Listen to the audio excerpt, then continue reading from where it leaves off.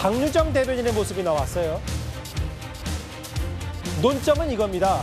최동석 인사혁신처장, 방금 전에 보신 최 처장 말고도 오늘 오전에 강준우 국민통합비서관도 스스로 물러났습니다.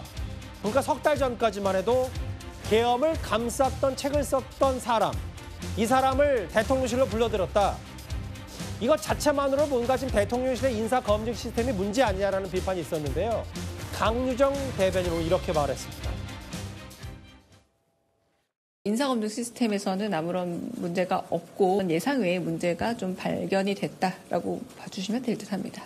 인사검증 시스템에는 아무런 문제가 없다라고 하셨는데 그러면 시스템상으로는 그 인사 대상자의 저서 내용은 아예 인사검증 대상에 포함이 되지 않는다는 말인지. 인수위가 없이 바로바로 인사검증 비서관실에 있는 그 행정관분이 과로로 쓰러질 정도로 지금 과부하 상태에서 일을 하면서 인사검증을 거듭하고 있는 셈입니다. 그 안에서 최선의 노력을 다하고 있고 지금까지 예상하지 못했던 검증의 한도를 넘는 문제가 발견되었을 때 이 부분에 대해서 책임을 지는 태도에 대해서 좀 주목해 주셨으면 합니다.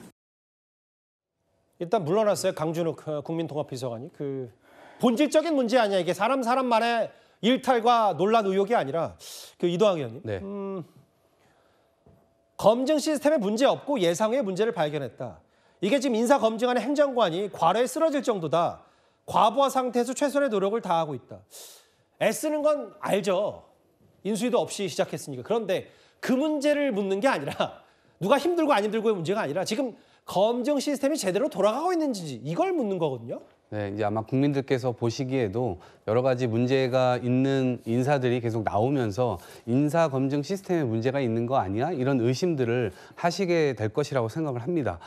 그런데 지금 인수위 없이 시작되다 보니까 저는 이제 방점을 최선의 노력을 다하고 있다. 이제 그럼에도 불구하고 지금 이런 오개티들이 나오고 있다. 이렇게 생각을 하는데요. 통상 저희가 윤석열 정부는 논외로 치더라도 문재인 정부 때 통상 인사 검증을 한다는 건 2달 정도 소요된 것으로 알고 있거든요. 그런데 이때 부동산 관련 자료라든가 경찰 자료라든가 아니면 법원 자료 여러 가지 자료들을 하는데 거기에 플러스로 뭘 더 하냐면 3편까지 같이 수집을 합니다. 그래서 수많은 사람들, 그 사람이 일했던 직장이나 여러 사람들에게 그 사람의 어떤 평, 좋은 평도 있고 안 좋은 평들도 있겠죠. 그래서 결국 이런 종합적 정보를 토대로 하는데 2달이라는 시간이 이제 걸렸던 것이고 예. 이게 임기 초에 이제 이렇게 비어 있는 인사들 많고 빠르게 바꿔야 되는 인사들이 많다 보니까 정말 코피 터질 정도로 한다.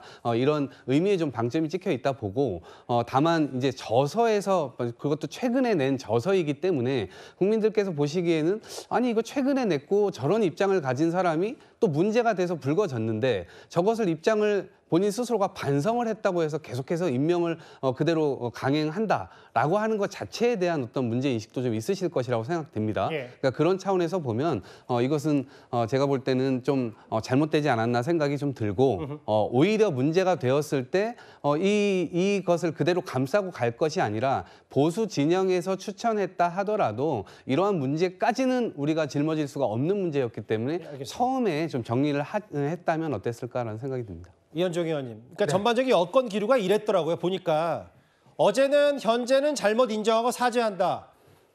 물러나게 할 뜻이 없다라고 대통령실이 얘기했다가 어제 저녁쯤인가요?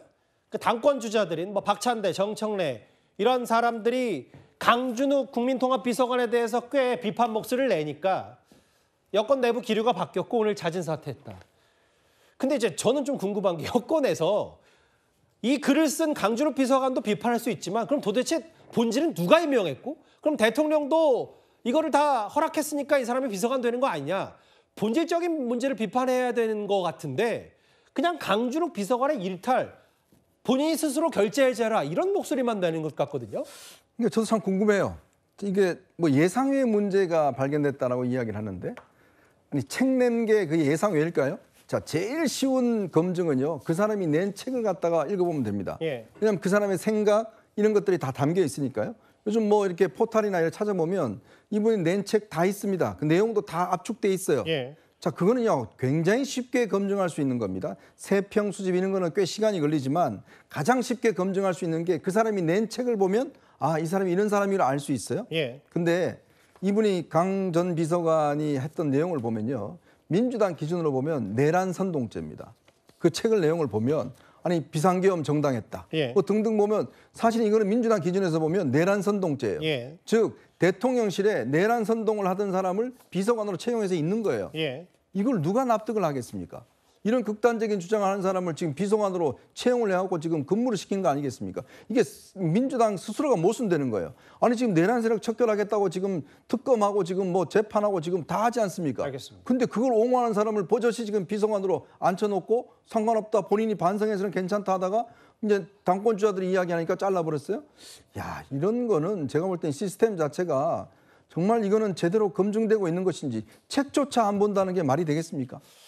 일단 시스템에 문제가 없다는 대통령실의 설명 얘기와 어제 오늘 정확히는 이제 최근 주말 사회부터 이 대통령 혹은 이재명 정부의 초대 내각 여러 대통령실 인물들 장관 후보자들 인사 문제가 계속해서 도마 위에 오르고 있습니다.